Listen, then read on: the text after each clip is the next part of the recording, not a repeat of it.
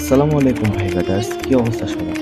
আমি আজকে আপনাদেরকে জানাতে আসছি বাংলাদেশের সর্ব উত্তরে হিমালয় কন্যা খ্যাত জেলা পঞ্চগড় জেলা নিয়ে। তো চলুন জেনে আসা যাক পঞ্চগড় জেলা নিয়ে।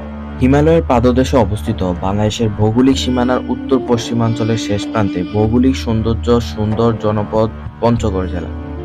১৯৮৪ সালের ১লা ফেব্রুয়ারি এই জেলা গঠন করা হয়।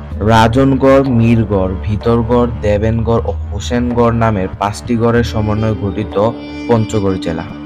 এই জেলার কিছু দর্শনীয় স্থানগুলো হল কাঞ্চনজঙ্ঘা, মহারাজার দিঘি, তেঁতুলিয়ার ডাক বাংলো, মীরগড়, কাজল দিঘি, মহারানী বাঁধ। তো কেমন লাগলো পঞ্চগড় জেলা নিয়ে এই শর্টসটি? আপনার জেলা নিয়ে জানতে চাইলে আমাদেরকে অবশ্যই কমেন্ট করেন। আপনাদের জেলা নিয়ে আমরা অবশ্যই ভিডিও বানাবো এবং পঞ্চগড় জেলার আর কি কি সুন্দর জায়গা আছে অবশ্যই কমেন্ট করবেন এবং পঞ্চগড় কিসের জন্য বিখ্যাত এটাও কমেন্ট করবেন। আল্লাহ হাফেজ।